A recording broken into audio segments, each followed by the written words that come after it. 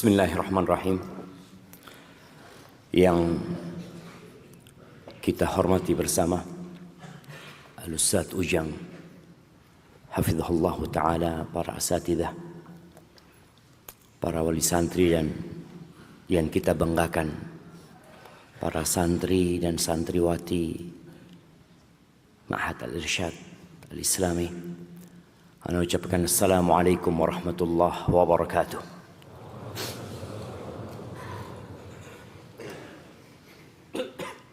Lemas kalau subuh itu ya. Waalaikumsalam warahmatullahi. Coba yang semangat lah tuh.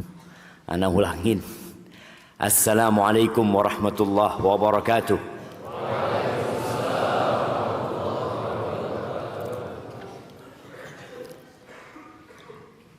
Udah bangun? Kalau ngelihat sebelahnya tidur, pijetin biar tambah nyenyak tidurnya. Alhamdulillah alladzi ahyana ba'da ma amatana wa ilaihin nusyur. Segala puji bagi Allah Jalla Jalaluh yang telah menghidupkan kita setelah Dia mematikan kita, dan kepadanya kelak kita akan dihimpun. Sebuah nikmat yang terkadang kita lupa. Kita bisa bangun kembali dari atas ranjang kita. Tidak sedikit manusia yang saat ini ditidurkan di rumah sakit. Dia ingin bangun, dia ingin melangkahkan kakinya, tapi dia nggak bisa. Tapi memang kata Allah, wa qalilun min ibadiyas syakur. Sedikit dari hamba-hambaku yang pandai bersyukur. Allahumma salli wa sallim ala abdika wa rasulika sayyidina wa maulana wa habibina wa syafi'ina Muhammad wa ala alihi wa ashabihi ajma'in. Ya Allah, semoga salawat dan salam, berkah dan nikmat senantiasa Engkau curahkan untuk hamba kekasih-Mu, untuk baginda Nabi kita Muhammad alaihi salatu wassalam, untuk keluarga beliau, untuk istri-istri beliau, untuk putra-putri beliau, dan untuk seluruh sahabat Nabi. Semoga Allah meridhai kita bersama mereka. Amma ba'd. Apa tema kajian kita pagi hari ini? Siapa yang mau jawab? Angkat tangan. Ayah, ibu, maafkan kami. Masya Allah, nak kasih dia buat antum. Fadhal. Ayah, bunda, atau ayah, ibu, maafkan kami. Kenapa harus minta maaf? Siapa yang mau nyebut? Kenapa sebagai anak kita tuh perlu minta maaf sama orang tua kita? Atau sebagian merasa nggak perlu, kan sudah kewajiban orang tua kirim fulus, kewajiban orang tua menyekolahkan anaknya, kewajiban orang tua membelikan pakaian buat anaknya. Terus dia bicara kewajiban orang tua. Tapi sebagian lupa dengan kewajiban dirinya sebagai hamba Sang Pencipta dan anak buat orang tuanya. Pagi hari ini anak ingin mengajak antum semua untuk merenungkan apa sih sebenarnya harapan orang tua dari kita, khususnya yang dimasukkan ke pesantren ini. Apa sih? Orang tua antum ingin apa ketika memasukkan antum ke pesantren? Yang jelas orang tua itu ada dua. Sebagaimana kita yang ada di tempat ini ada dua. Dua jenis manusia. Siapa yang mau nyebutkan? Dua jenis manusia.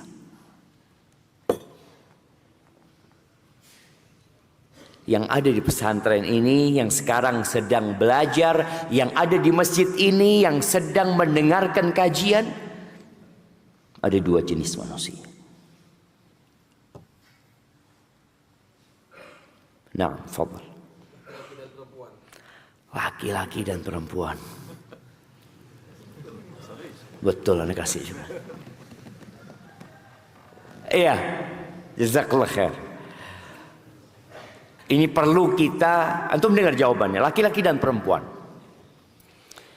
Ini perlu kita kembali meyakinkan masyarakat. Karena mulai ada bayangan-bayangan bahwasanya ada jenis yang lainnya.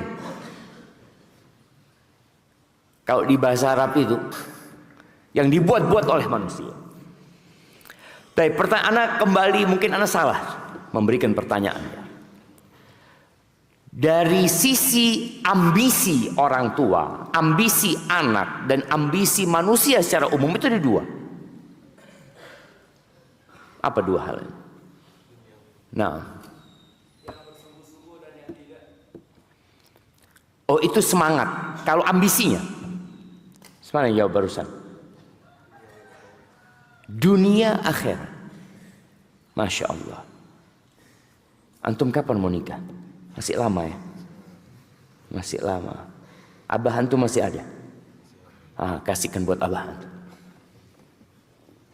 Jangan dikasihkan ke ibunya.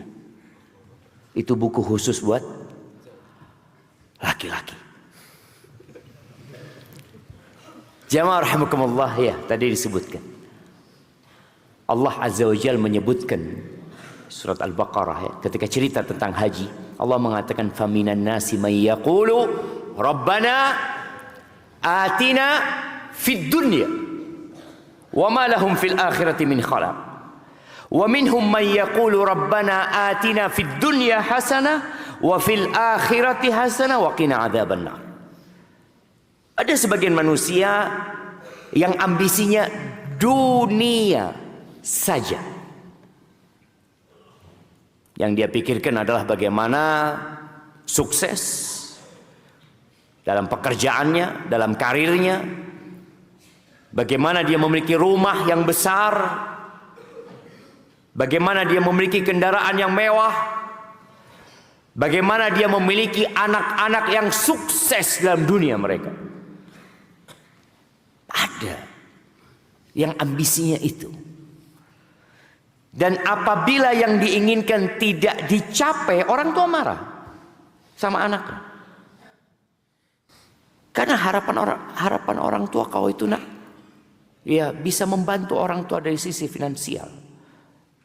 Makanya tidak sedikit orang tua kalau anak perempuannya menikah, yang awalnya sudah dikuliahkan dengan biaya yang begitu banyaknya, tapi tahu-tahu ketika menikah dia resign dari pekerjaan, meninggalkan karirnya, itu marah orang tua. Kenapa? Karena ambisinya orang tua dunia.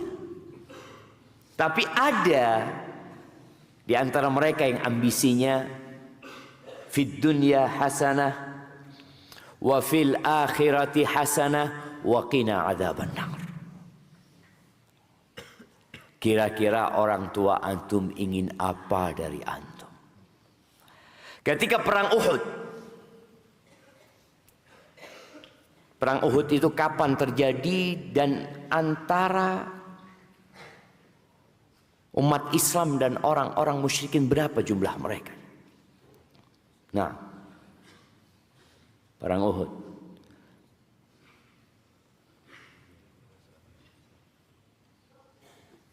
Perang Uhud. Antum sedang berperang melawan ngantuk jamaah ya. Dan ternyata ngantuk itu lebih kuat daripada diri antum. Perang Uhud, yang sebelah kiri belum jawab dari tadi. Kapan terjadi perang Uhud?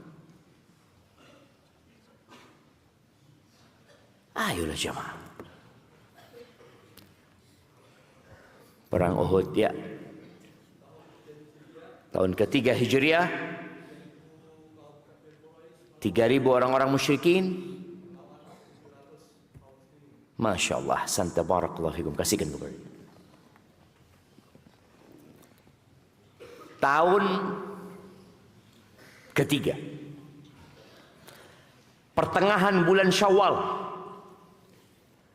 setahun setelah kejadian perang Badar. Jumlah pasukan umat Islam pada awalnya 1.000 ketika meninggalkan kota Madinah. Tapi sampai ke Uhud tinggal 700. Ada 300 yang memisahkan diri, mereka adalah kaum munafikin. Tanda-tanda orang munafik itu kalau diajak makan bareng datang. Kalau diajak kerja bakti mangkir. Ketika diajak berperang mereka mangkir, diajak bagi-bagi harta rampasan perang, datang mereka. Kita bersama kalian. Udah pisah tuh. Nampak sekali orang-orang itu adalah orang-orang yang ingin dunia. 300 orang itu.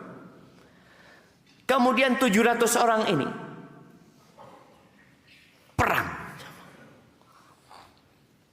Ibnu Mas'ud berkata setelah perang itu, aku mengira, kata dia, kalau aku bersumpah bahwa semua yang hadir pada waktu perang Uhud itu menginginkan akhirat, dalam bayanganku sumpahku akan terlaksana gitu.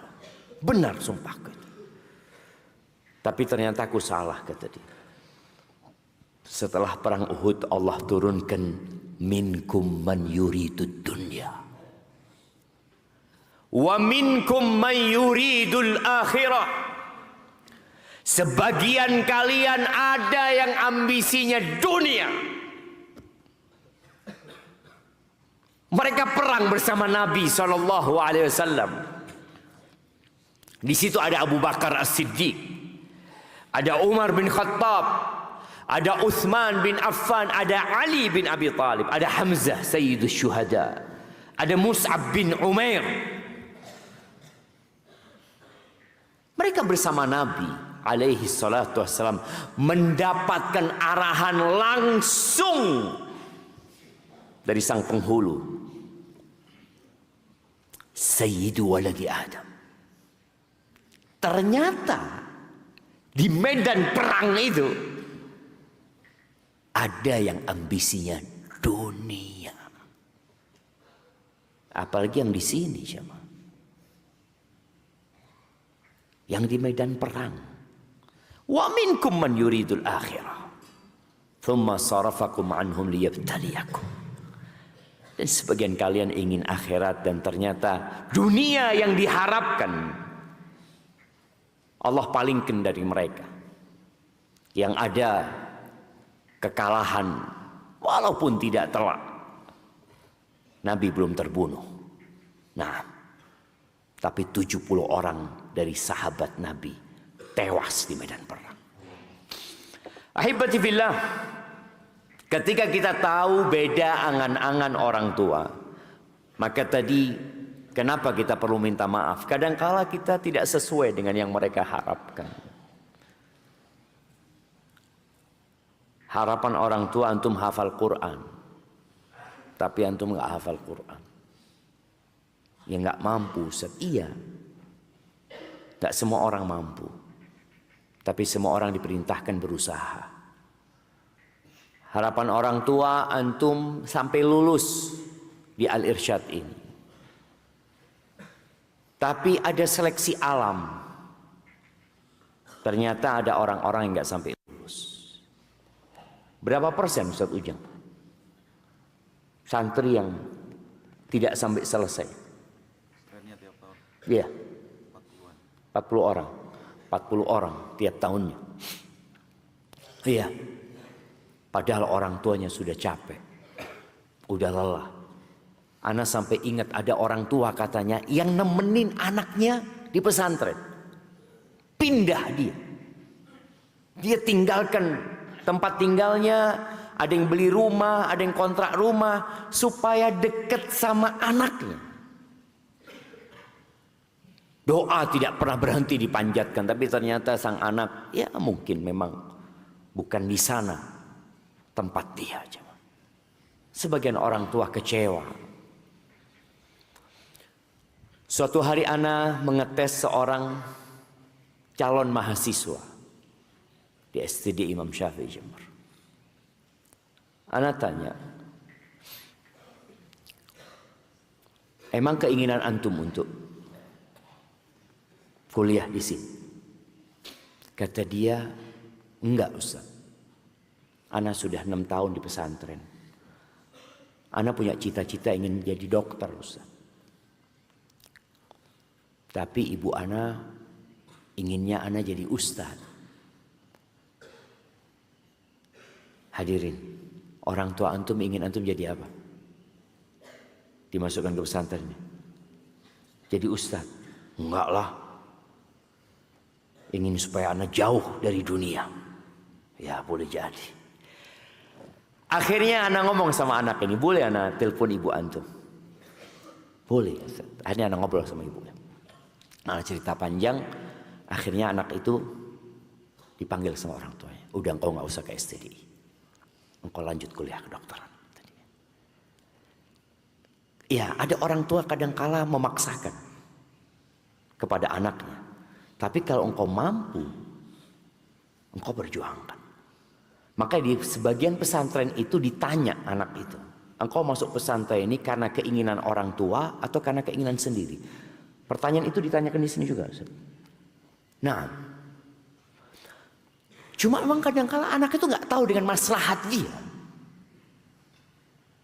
Anak-anak itu kalau dibiarkan tanpa bimbingan dan pengarahan dari orang tua, jadi nggak benar. Karena dia akan mengikuti nafsunya. Tapi setelah dia punya ilmu, dia insya Allah bisa menentukan aku mau kemana. Alhamdulillah aku udah belajar 6 tahun di Al-Irsyad. Dia datang ke orang tuanya, ayah bunda, alhamdulillah aku udah dapat yang ayah sama bunda inginkan. Aku sudah hafal Al-Quran walaupun gak semuanya. Aku sudah belajar halal haram. Tapi aku ingin jadi pedagang, bisnismen. Siapa yang ingin jadi bisnismen? Angkat tangan. Yang tinggi angkat tangan. Yang tinggi, jangan takut. Nah, sebelah kiri mana? Masya Allah. Yang belakang nggak ada? Ada yang di belakang. Barakallah, turunkan. Ada. Nggak apa-apa. Karena memang orang kalau mau jadi bisnismen itu wajib belajar agama. Umar bin Khattab radhiyallahu taala anhu mewanti-manti yang berdagang di pasar kota Madinah.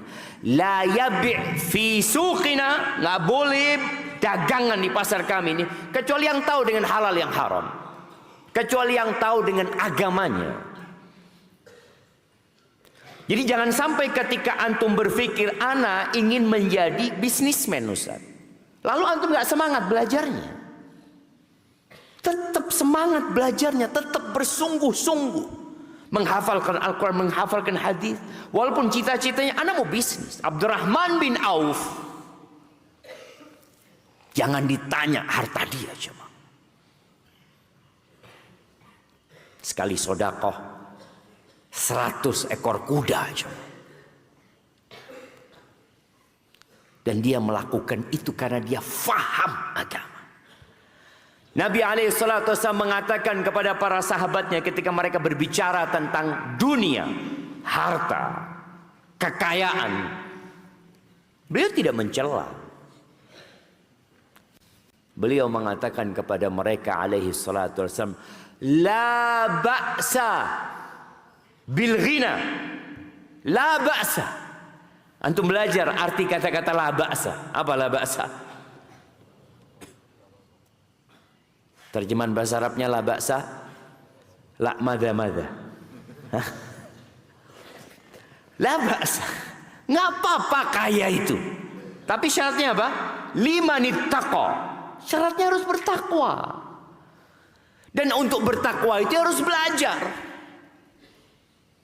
Lalu beliau ingin meluruskan mindset para sahabat ini. Dan mindset seluruh umat Nabi SAW ketika memandang harta sebagai sesuatu yang sangat-sangat istimewa. Lah, biasa aja harta itu. Beliau mengatakan alaihi salatu wassalam, walakinna sihhata khairun minal ghina liman ittaqa. Kesehatan itu lebih berharga. Kesehatan itu lebih utama, lebih baik daripada harta buat orang yang bertakwa. Jamaah rahimakumullah, kita lihat orang tua Nabi Ibrahim. Bagaimana sang anak punya harapan dan orang tua punya harapan. Ternyata harapan itu tidak bertemu. Allah ceritakan di surat Maryam ya, di ayat 41 sampai 48. Wadhkur fil kitabi Ibrahim innahu kana siddiqan nabiyya. Mulailah Nabi Ibrahim ketika mendapatkan wahyu mendakwain ayahnya. Dipanggil ayahnya dengan panggilan yang paling indah, ya abati. Bukan dipanggil wahai ayah, tapi wahai ayahku. Aku ini anakmu ya. Aku ini putramu ayahku. Aku ini harapan dan kebanggaanmu. Dipanggil bapaknya. Ya abati, ya abati, ya abati. Terakhir Nabi Ibrahim mengatakan, ya abati inni akhafu an yamassaka azabun minar rahman fatakuna lisyaitani waliya. Ayahandaku, aku takut azab Allah Ar-Rahman yang Maha Pengasih itu menyentuhmu. Engkau jadi kawannya syaitan. Tapi ternyata harapan ayahnya tidak sama. Ayahnya mengatakan, qala araghibun anta an alihati ya Ibrahim. Apakah engkau tidak suka dengan sesembahan-sesembahanku wahai Ibrahim? La in lam tantahi la arjumannak wahjurni maliya. Kalau engkau tidak berhenti berdakwah, berhenti mengajakku, menyeruku, aku akan rajam engkau. Sebagian tafsir sebutnya, aku akan memakimu. Tinggalkan aku sendirian. Sudah. Akhirnya sang anak diusir sama orang tuanya. Karena tidak sama dengan harapan orang tuanya. Maaf. Minta maaf. Mau gimana? Ada cerita dua orang anak. Bukan dua orang anak. Suami istri. Sudah besar dia. Akhirnya dalam perjalanan hidupnya mereka mendapatkan hidayah. Sang istri pakaiannya berubah. Sang suami penampilannya sesuai dengan sunnah. Ketika waktu lebaran dia datang mudik. Nggak mudik ya, karena orang tuanya di Jakarta. Dia berangkat jumpain orang tuanya. Yang orang tuanya ini orang-orang pintar. Bapaknya dokter, ibunya master. Ngajar di kampus besar. Ketika datang jumpain orang tuanya, sang orang tua mengatakan, nak, mulai saat ini kalian nggak perlu datang lagi ke rumah kita. Belum ngomong apa-apa jemaah. Melihat dari penampilannya, memang kalau penampilan pakai jenggot dan pakai jilbab besar, apa kata orang? Teroris. Ya, ini radikal. Bagaimana tatkala mereka melihat Rasulullah SAW dan para sahabatnya, yang setiap salat kita mengatakan Assalamu alayka ayyuhan nabi wa rahmatullah wa barakatuh. Yang kita setiap salat bersolawat Allahumma salli ala Muhammadin wa ala ali Muhammad. Bagaimana tatkala mereka melihat keluarga Rasul sallallahu alaihi wasallam di masa itu. Kita lihat bagaimana orang tua kecewa. Bapaknya Nabi Ibrahim kecewa. Tapi ada kekecewaan yang tidak pada tempatnya. Tapi sebagai seorang anak tetap minta maaf. Bahkan di cerita Nabi Ibrahim, Ketika Nabi Ibrahim diusir, Nabi Ibrahim mengatakan, qala salamun alaik, sa'astaghfiru laka rabbi, innahu kana bi hafiya. Ayah, semoga keselamatan buat engkau ayah. Tetap anak ini, aku akan mohonkan ampun buat engkau kepada Tuhanku. Tuhanku itu maha baik ya. Subhanallah jemaah. Jemaah rahimakumullah. Di surat Maryam cerita anak. Kita tahu Nabi Zakaria ingin punya anak. Dan antum semua yang hadir di tempat ini, dan insya Allah semua yang ada di muka bumi ini, adalah orang-orang yang diharapkan kehadirannya sama orang tua. Ada yang 20 tahun nunggu anak. Ada yang 30 tahun. Nabi Zakaria disebutkan sampai umur 100 tahun oleh beberapa ahli tafsir. Beliau sudah tua renta. Lalu dikasih anak. Allah sebutkan tentang Nabi Zakaria. Setelah dikasih anak yang namanya Yahya, Allah mengatakan, ya Yahya, khudhil kitaba biquwwah. Wahai Yahya, ambillah kitab itu dengan kekuatan, dengan sungguh-sungguh. Begitu pula kesungguhan. Nggak bisa dengan santai. La yunalul ilm birahatil jasad. Nggak bisa antum dapat ilmu sambil merem-merem ketika kajian subuh ya. Kecuali waliullah mungkin ya. Enggak Ustaz. Mata ana memang terpejamkan, tapi hati ana tetap menyimak ilmu itu. Siapa yang kayak gitu? Ana kasih hadiah.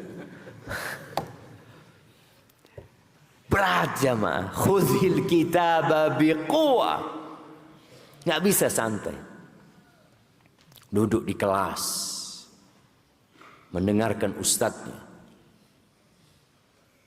Kadangkala kita lengah sedikit, ilmu itu pergi. Maka kenapa para ulama ahli hadis terdahulu itu setiap habis menghadiri majelis-majelis ilmu, malam harinya mereka melakukan yang namanya mutabaqah. Mencocokkan yang mereka tulis ini sama nggak dengan yang ditulis sama temennya. Jangan-jangan karena salah, gara-gara ngantuk salah yang ditulis. Dicocokkan. Dan melelahkan. Beda dengan mencari harta. Mencari harta itu nggak perlu kuat-kuat. Orang pagi kerja, jam 4 pulang, istirahat sudah. Tapi menuntut ilmu, kapan istirahatnya tuh? Kapan istirahatnya? Malam harus murojaah, habis subuh murojaah lagi. Sambil ngantri makanan masih murojaah.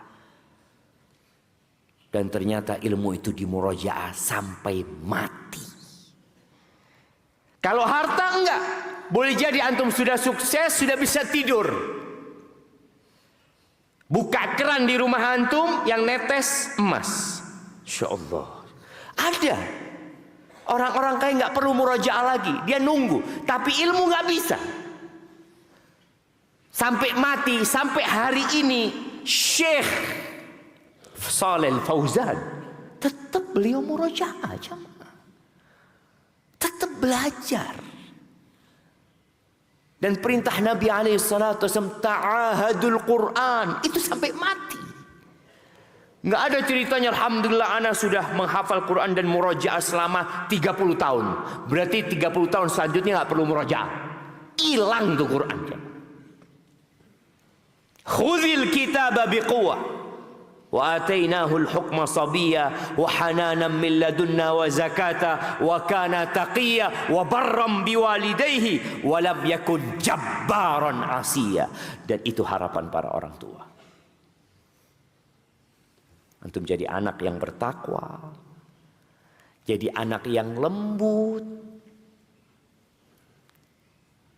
nggak kasar, apalagi sama orang tua, nurut, nggak durhaka,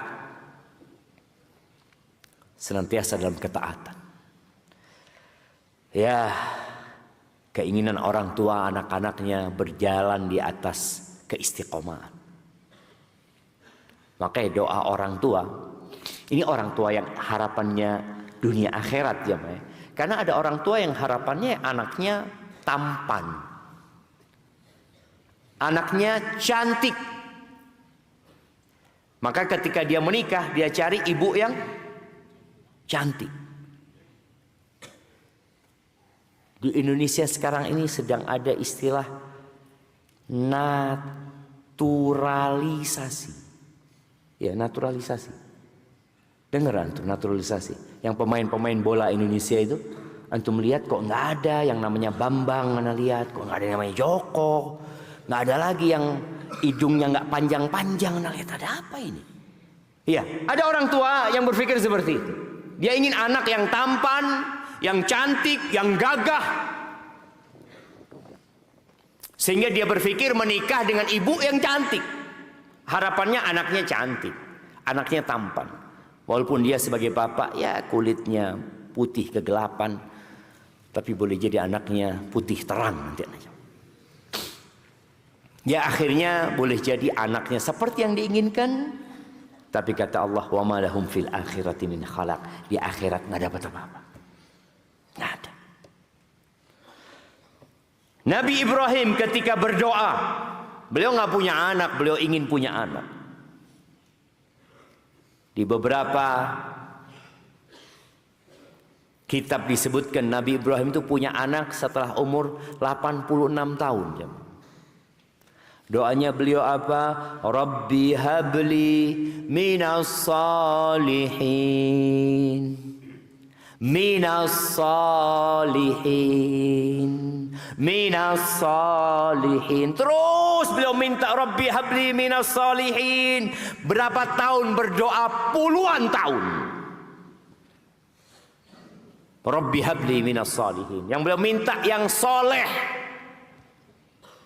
yang soleh. Allah kasih. Setelah dikasih anak, doanya berubah.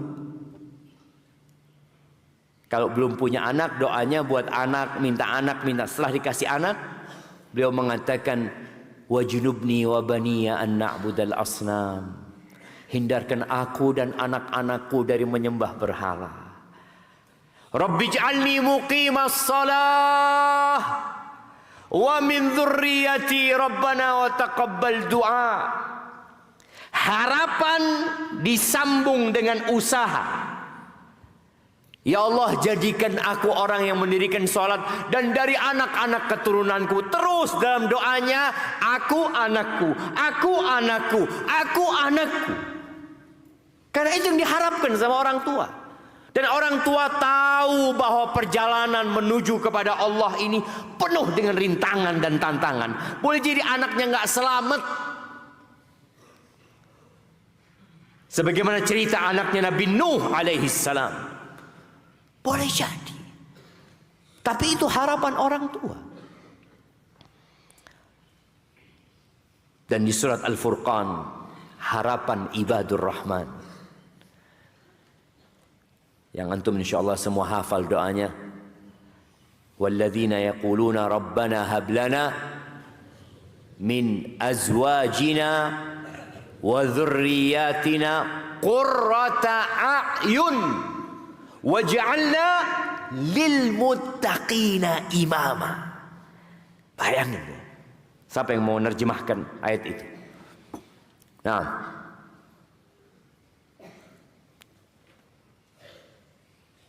sebelah kiri belum ada yang jawab dari tadi. Ashabus shimal, ya shimalnya Ustadz maksudnya. Semoga semua jadi ashabul yamin. Naam. Jamaah. Coba semua angkat tangan, jamaah. Hai, semuanya angkat tangan. Jamaah, yang merem-merem goyangin, suruh angkat tangan. Oke. Yang belakang juga angkat tangan. Yang atas. Mana kok nggak angkat tangan? Angkat tangan semuanya. Ya, digerakkan tangannya. Kemudian taruh di pundak temannya. Ya, pijat temannya antum. Sambil kita menunggu yang akan menerjemahkan doa ini. Loh, ayo pijat loh. Kok dipijat temannya? Belum suruh berhenti sama Ustaz. Loh, ini kok sudah berhenti? Memang tidur semuanya, jemaah. Ya, jangan berhenti sampai Ustaznya ngomong berhenti.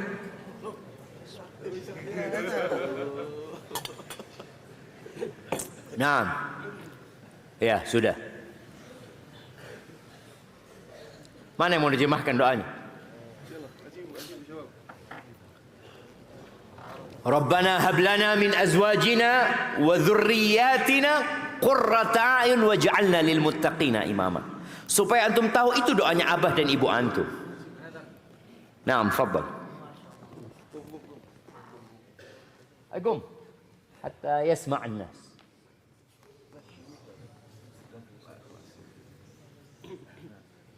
Nah, ahlan wasahlan, barakallahu fikum. Terjemahannya, ya Allah, karunialah hamba dan istri-istri hamba dan keturunan hamba. Gimana? Karunialah hamba dan istri-istri hamba. Wazwajina. Cik tunggu. Rabbana hablana Min azwajina. Min apa wa? Min azwajina. Ya, apa artinya? Iya. Wa dzurriyyatina, keturunan. Dan dari keturunan. Iya. Qurrata a'yun. Qurrata a'yun. Jadi seseorang yang bisa ketika kita lihat dia bisa menyegarkan mata kita atau Nyenang hati. menyenangkan. Iya, nah. Wa ja'alna lil muttaqina imama, dan jadikanlah kami lil muttaqina imama. Untuk orang-orang bertakwa agar kita menjadi imamnya. Masya Allah, barakallahu fikum, jazakallahu khair, fadl hadaya pada antum, hayyakumullah. Na'am. Waj'alna lil muttaqina imam. Bayangin ya, doanya nggak main-main, jemaah. Anugerahkan kepada kami dari istri-istri kami, dari anak-anak kami penyejuk pandangan yang menyenangkan hati, dan jadikan kami pemimpin buat orang-orang yang bertakwa. Dan subhanallah, ternyata pemimpin buat orang-orang yang bertakwa itu makmumnya orang-orang yang bertakwa. Nggak bakalan antum jadi pemimpin buat orang yang bertakwa kecuali antum bermakmum dulu kepada orang yang bertakwa. Maka antum dimasukkan ke pesantren ini agar antum jadi imam buat orang-orang yang bertakwa. Bukan hanya jadi pengekor. Dulu ya, orang Arab itu ketika mereka berangkat ke satu perkampungan ya, baik dalam rangka menyerang kampung itu, mereka melihat anak-anak kecil yang ada di sana. Sedang ketika mereka sedang bermain-main, diperhatikan sama mereka. Yatawassamun wa yatafarrasun fi mustaqbali haula. Kira-kira anak ini mau jadi apa nanti? Dilihat. Jadi kalau ada yang lagi bermain lalu mengatakan, "Man yakunu ma'i?" Siapa yang mau ikut aku? Siapa yang gabung sama aku? Kata mereka, ini bakal jadi pemimpin di masa depan. Tapi ada di antara mereka yang mengatakan, "Ana akunu ma'aman." Ana akunu ma'aman. Aku sama siapa? Aku ikut siapa? Oh, makmum ini. Ini jadi makmum. Antum termasuk yang mana? Coba antum lihat diri antum. Kayaknya anak yang kedua, Ustaz. Di kelas nggak pernah angkat tangan tanya. Ada siswa-siswa, santri-santri yang sepanjang tahun di kelas cuma, nah, pembagian kelompok, iya. Anak ikut siapa anak? Mumpung antum masih sekarang, karakter itu bisa dirubah dengan membiasakan diri. Dan doa orang tua antum, waj'alna lil muttaqina imama. Maka ketika antum nggak bisa mencapai itu, ya minta maaf sama orang tua. Minta maaf ayah, tapi aku akan berusaha. Aku akan berupaya seperti doa ayah. Waj'alna lil muttaqina imama. Taib, Nabi Isa alaihissalam, bagaimana Allah menceritakan dia? Ketika Maryam membawa putranya. Ini kejadian di Ilya, di Urshalim, di Baitul Maqdis, di tempat yang indah sana yang sekarang sedang dikuasai oleh orang-orang Yahudi, dan penguasaan mereka disebabkan dosa-dosa kita. Israel menguasai mereka, nggak perlu antum cari siapa yang salah. Karena kita mulai melihat beberapa potongan video mengatakan siapa sebenarnya yang menjual Palestina. Kita semua. Allah mengatakan in yansurkumullah fala ghaliba lakum wa in yakhdhulkum faman dzalladzi yansurukum min ba'dih. Ketika berangkat yang namanya Maryam menggendong putranya Isa alaihissalam, ditanya sama orang-orang, Maryam hanya menunjukkan kepada putranya, fa asyarat ilaih. Apa katanya Isa ini? Qala inni abdullah.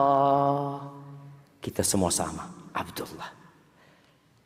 Yang beda kita sama Nabi Isa, ataniyal kitab wa ja'alani nabiyya. Itu yang nggak bisa dicapai. Itu kekhususan. Nabi alaihissalatu wasallam mengatakan, qul innama ana basyarum mithlukum. Aku manusia sama seperti kalian. Bedanya apa? Yuha ilayya. Aku dapat wahyu. Dan Isa Abdullah, bedanya dia ataniyal kitab wa ja'alani nabiyya wa ja'alani mubarakan aina ma kuntu. Dan ini harapan orang tua. Antum menjadi anak-anak yang berkah dimanapun antum berada. Mau ada di pesantren, mau lagi liburan, mau lagi naik ke gunung, mau lagi ke pasar, mubarakan. Apa artinya mubarakan? Siapa yang mau nerjemahkan mubarakan di ayat ini? Nah, mubarakan. Dan ana yakin orang tua antum berharap antum menjadi mubarakan. Ana lihat dari tadi sebelah kiri ini nggak ada yang jawab, Ustaz. Coba yang sebelah kiri. Nah, fadhal. Iya, diberkahi. Seperti apa diberkahi?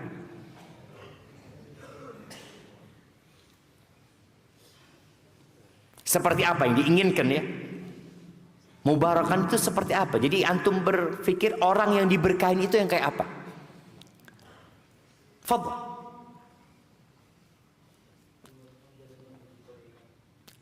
Yang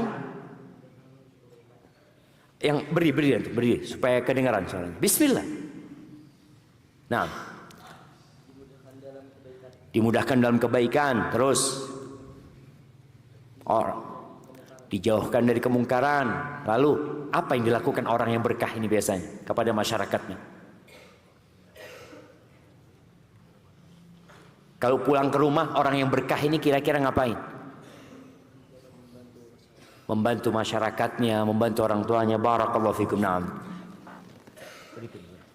Jazakallahu khair. Barakallahu fikum. Naam, disebutkan di tafsirnya nafa'an linnas,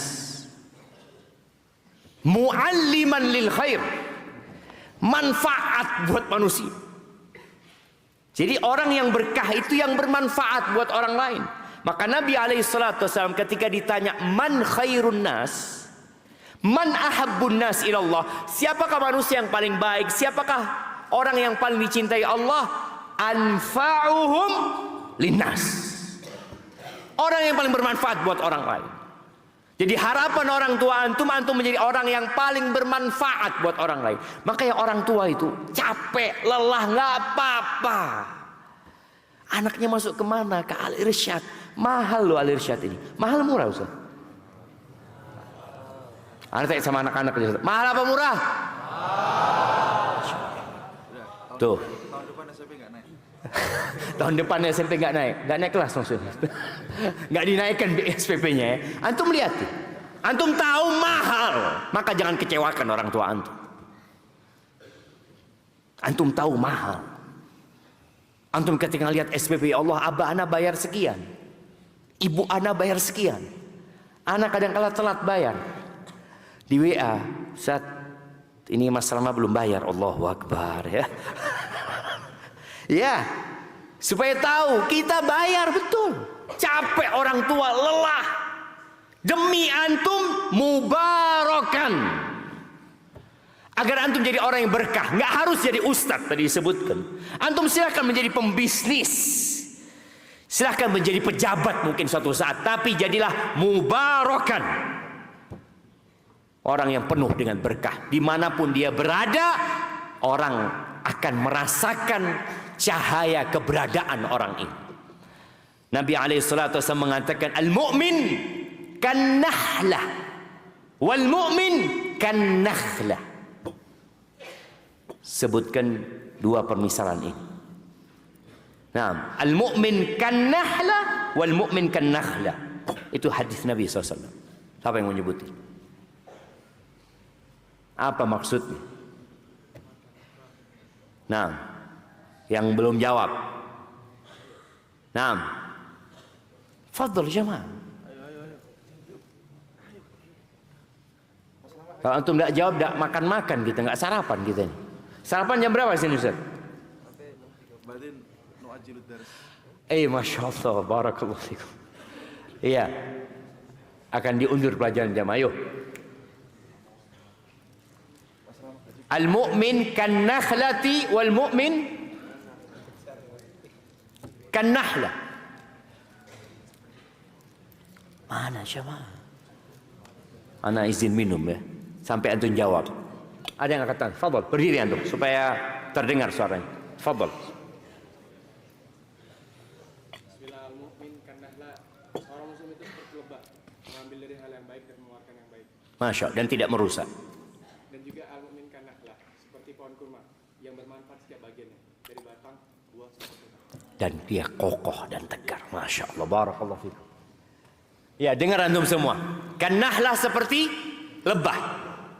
Lebah itu subhanallah, dia ketika berangkat kemanapun, pergi kemanapun, artinya dia keluar dari rumahnya, nahlah ini. Tapi dia perginya ke tempat-tempat yang baik, pulangnya bawa yang baik, dan dalam perjalanan dia tidak membuat kerusakan. Nggak ada bunga rusak gara-gara lebah, nggak ada. Yang ada lebah ini pergi, bunga itu berubah menjadi buah. Dan itu harapan orang tua kepada kita semua. Dan mukmin seperti itu kata Nabi Sallallahu Alaihi Wasallam. Silahkan antum pergi kemana-mana, tafadhol. Tapi ingat, letakkan kebaikan, ambil kebaikan, pulang ke rumahnya bawa kebaikan. Dalam perjalanan jangan pernah membuat kerusakan. Itu mukmin. Kenahlah seperti pohon kurma, tegar dia jamaah, kokoh dia, dan semuanya bermanfaat, semuanya. Maka kembali kepada cerita Nabi Isa ketika ditanya sama orang-orang, beliau menjawab, wa ja'alani mubarakan aina ma kuntu wa awsani bis salati. Ingat doanya Nabi Ibrahim tadi, Rabbi ja'alni muqimas shalah. Salat ini harus dijaga. Sebagian santri kalau pulang ke rumahnya masih disuruh sama orang tuanya salat. Siapa yang kalau di rumah masih disuruh salat? Angkat tangan. Enggak ada jemaah. Masya Allah. Masya Allah. Berarti sudah mubarakan ini Ustaz. Kalau di rumah nggak ada orang tua nyuruh anak sholat, anak yang bangunkan orang tua anak sholat. Oh, masya Allah, anak ngingetkan orang tua anak sholat. Dan memang harapan orang tua itu. Makanya ada orang tua yang tanya, Ustaz, mohon maaf Ustaz ya, anak ini bingung Ustaz. Anak memasukkan anak-anak ke pesantren karena anak tahu anak bukan orang yang baik Ustaz. Anak punya masa lalu yang kelam. Anak ingin anak-anak tadi jadi mubarakan, jadi seperti pohon kurma, jadi seperti lebah, menegakkan sholat. Kenapa ketika pulang saya terus yang bangunkan anak saya sholat Ustaz? Anak sampaikan, loh emangnya di pondok dia bangun sendiri? Dia dibangunkan juga di pondok. Di pondok dibangunkan apa bangun sendiri? Anak tadi masuk masjid ini jam 4 kurang 15 mungkin. Ada yang sudah di masjid. Itu seperti yang tidak dibangunkan di soft pertama. Dan tidak lengkap, nggak sampai satu soft jam. Karena memang ada di antara kita yang ashabul yamin, ada yang masuk al-muqarrabin. Al-muqarrabin itu as-sabiqun as-sabiqun, yang berlomba-lomba untuk selalu di soft pertama aja. Maka tadi ingat, wa ausani bis salah waz zakah, dan zakat. Berapa lama dikasih wasiat itu? Madumtu hayya, sampai mati. Jadi menegakkan sholat itu bukan hanya di pesantren.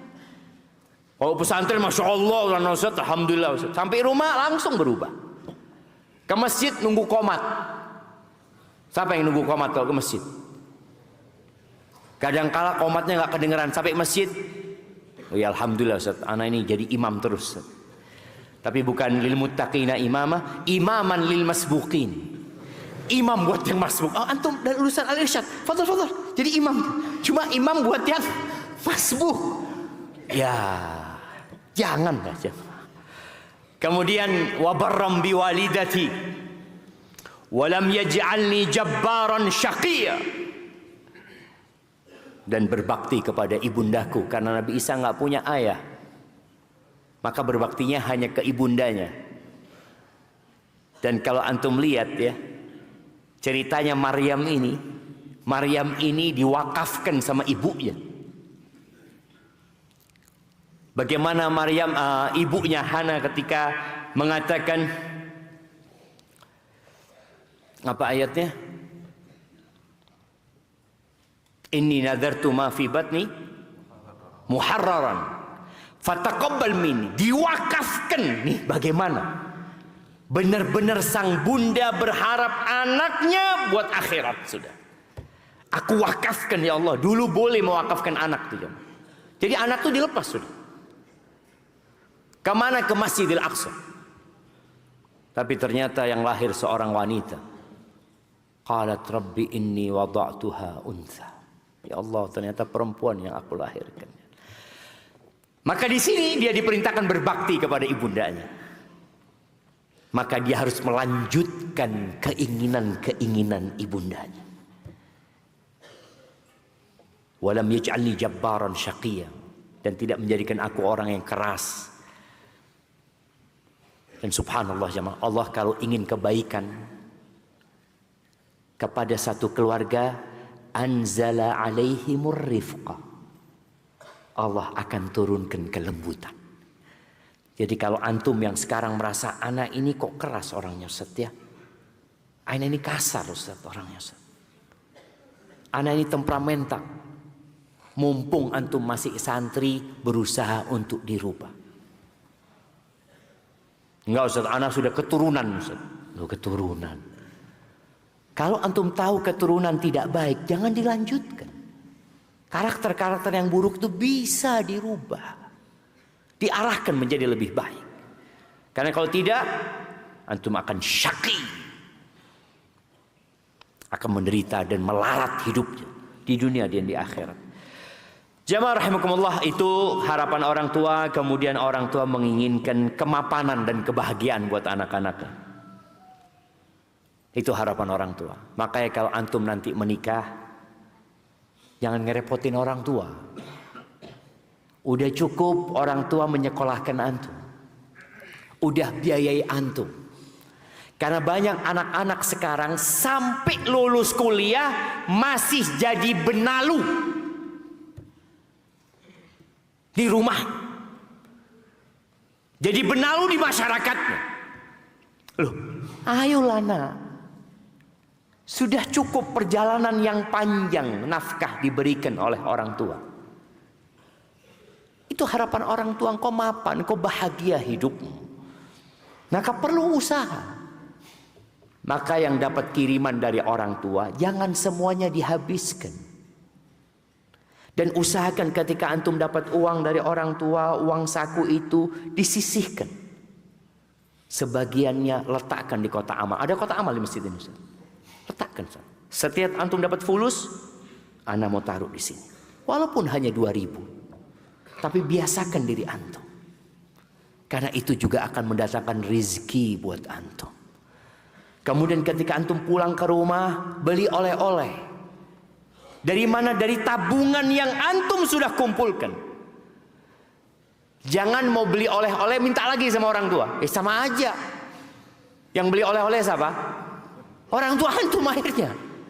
Tapi enggak ini. Oleh-oleh dan ini uang anak. Orang pemberian orang tua anak kumpulkan, pulang bawa oleh-oleh.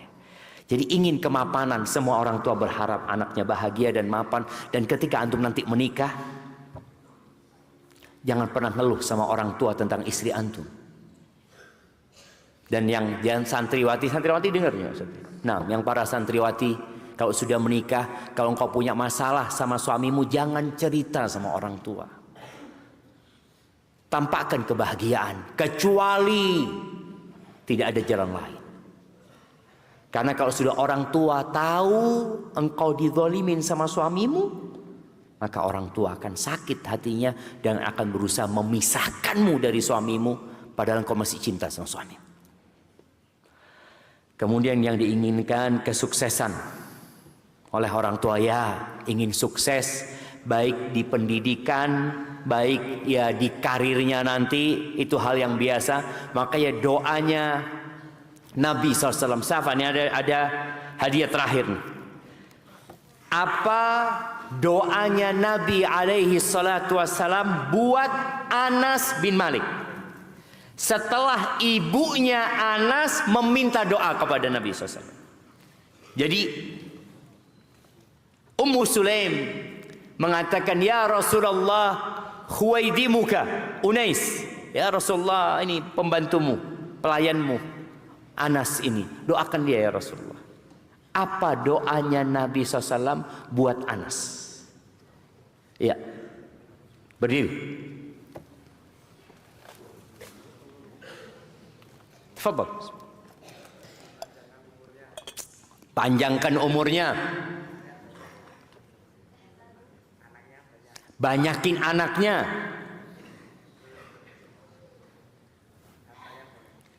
Banyakin hartanya. Yang terakhir ada 4 doanya. Iya. Satu lagi yang paling penting.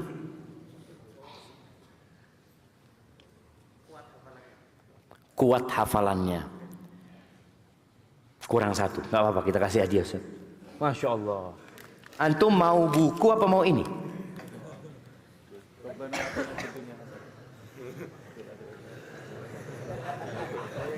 Juga sini. Antum mau yang mana? Fadhal. Waduh, bingung antum mau milih yang mana ini. Fid dunya hasanah. Anda kasih dua-duanya, betul. Allah, barakallahu fikum. Hayakumullah, bagi-bagi buat teman-teman antum di sana. Baik, ada satu lagi Ustaz. Siapa yang mau lengkapin doanya? Tadi kurang 1 doanya. Ya. Allahumma atil umrahu. Naam. Wa kathir auladahu. Wa barik fihim. Naam. Naam. Itu. Oke, siap, kita kasih hadiahnya. Kasihkan, nggak apa-apa, kasih 2 kita juga. Supaya antum bagi-bagi sama teman antum. Naam, Allahumma aktsir malahu wa waladahu wa atil umrahu waghfir lahu. Yang diminta itu 4. Ya Allah, panjangkan umurnya, banyakin hartanya dan anaknya, dan ampuni dosa-dosa dia. Anas itu mengatakan dari 4 doa Nabi itu, yang 3 dirasakan sama Anas di dunia, dan Anas menunggu yang 1 itu, karena yang 1 itu di akhirat sana. Ya, wajar orang tua ingin anaknya kaya. Nabi doakan Anas kaya sallallahu alaihi wasallam, panjang umurnya. Jadi anak ingat kalau ibu anak dulu doain anak, beliau doakan panjang umur, berkah hidupnya, terus ditambahin sama ibu anak itu, cetek juduni, semoga jodohnya cepat gitu. Karena orang tua juga sedih kalau melihat anaknya kok nggak nikah-nikah ya. Umur berapa? Umur 30 tahun belum nikah. Itu sedih orang tua. Antum mau nikah umur berapa ini? Umur berapa mau nikah antum? Nah, berdiri. Nah, antum punya rencana nikah enggak? Enggak punya rencana. Sekarang enggak ada rencana. Tapi kira-kira umur berapa mau nikah? 45? Berapa? 28. Kenapa 28? Ada apa di 28 itu? Lulus kuliah umur berapa rencana?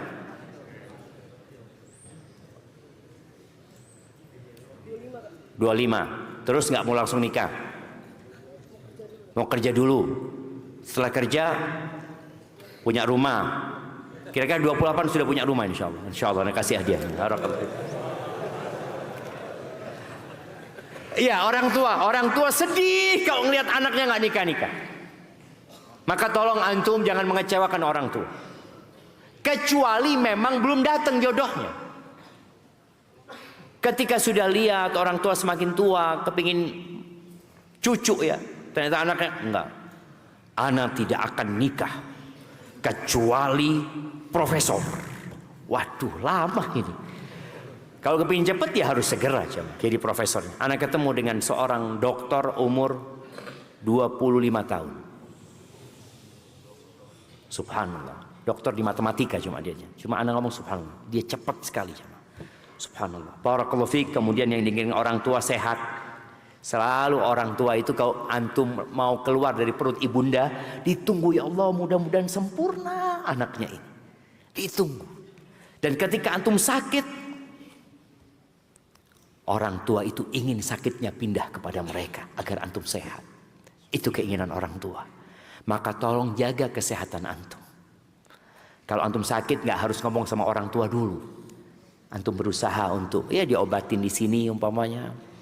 Dan di antara cara menjaga kesehatan itu ya 3 tentunya ya. Yang pertama dengan cara makan. Kemudian yang ketiga dengan cara berolahraga, gaya hidupnya dirubah. Kemudian kalau sakit ya harus berobat ya. Kemudian yang terakhir, di antara harapan orang tua, anak-anaknya itu akur, nggak berantem. Maka orang itu pada takut kalau nanti anak-anakku ini gimana ya. Kalau aku meninggal dunia, apakah mereka akan berantem nantinya?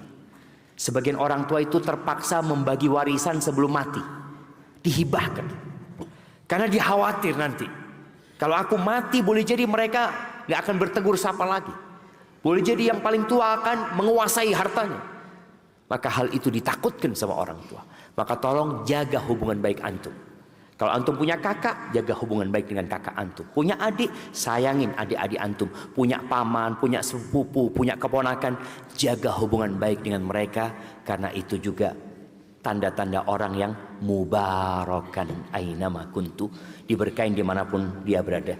Itu yang dapat anda sampaikan jamaah, yang benar dari Allah Azza wa Jalla, yang salah dari diri anda pribadi. Allah dan Rasulnya terbebaskan dari kesalahan itu. Ada pertanyaan Ustaz?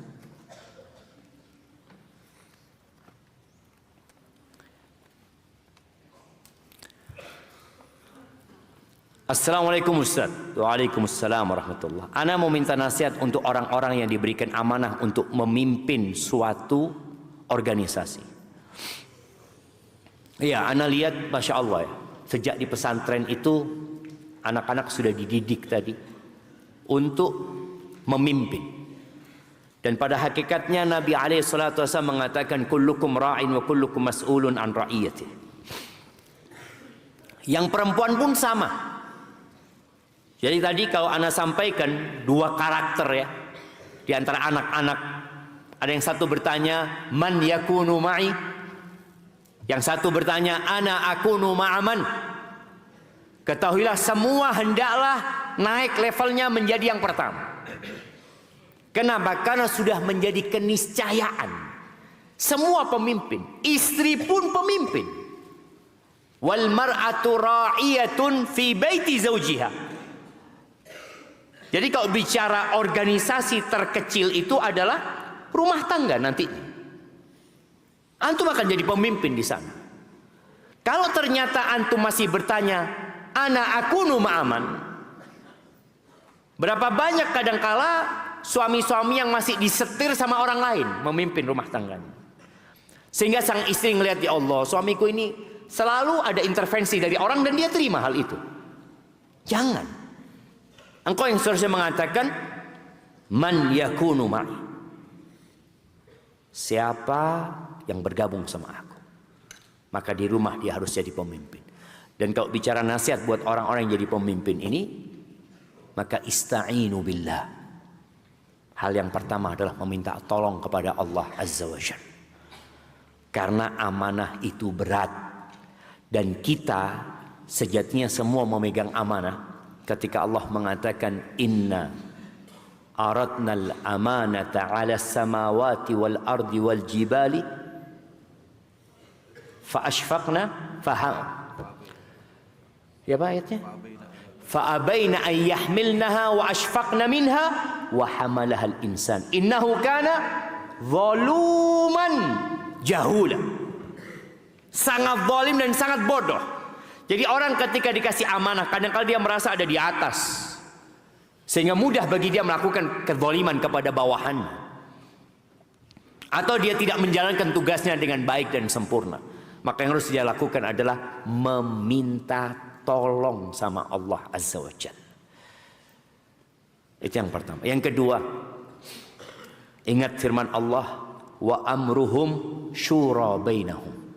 Ketika jadi pemimpin, jangan semuanya antum yang memutuskan. Musyawarah. Nabi SAW dapat wahyu dari Allah, tetap musyawarah sama sahabatnya. Dan banyak cerita musyawarah Nabi SAW. Perang Badar, perang Uhud, ya, perang Khandaq. Muncul idenya Salman Al-Farisi. Dari siapa? Dari orang Persia sana. Karena ketika banyak kepala, insya Allah banyak ide-ide cemerlang dari mereka. Maka musyawarah dengan mereka. Kemudian yang ketiga, berikan apresiasi kepada orang-orang yang ada di bawah antum ketika menjalankan tugas dengan baik. Karena Nabi SAW memerintahkan kepada kita, man sana'a ilaikum ma'rufan fakafi'u. Sebagaimana reward dan apresiasi itu membuat orang semangat untuk bekerja nanti. Kemudian yang keempat, perlu kaderisasi. Artinya antum jangan berpikir antum akan di sana terus, enggak. Antum perlu melihat, oh ini kayaknya ini orang tepat. Karena sebagai pemimpin itu harus bisa apa istilahnya profiling ya. Profiling ya. Profiling itu memprofil anak buahnya. Oh ini bagus di bagian ini bagus di bagian ini. Karena memang di organisasi itu saling melengkapi, saling menyempurnakan. Maka jangan sampai jadi one man show. Aku terus enggak. Oh kayaknya fulan ini bisa dikasih tugas ini. Ada anak buah memang tadi yang disebutkan, dia harus diperintah. Jadi yang harus diperintah ya antum perintah. Yang bisa dikasih arahan saja langsung jalan, yang antum kasih arahan. Dan kadangkala pemimpin harus melakukan monef. Apa itu monef? Monitor dan evaluasi. Dimonitor kerja anak buahnya, lalu dievaluasi. Disitulah kita akan bisa memperbaiki kinerja sebagai pemimpin dan kinerja anak buahnya. Itu mungkin. Ana rasa cukup jamaah. Ana sudah lapar jamaah. Itu yang dapat Ana sampaikan. Kurang lebihnya mohon maaf. Yang benar dari Allah Azza wa Jalla, yang salah dari diri Ana pribadi. Allah dan Rasul yang terbebaskan dari kesalahan itu. Subhanakallahumma bihamdika asyhadu an la ilaha illa anta astaghfiruka wa atubu ilaik. Alhamdulillah. Wassalamualaikum warahmatullahi wabarakatuh. Yahdikumullah wa yuslih balakum.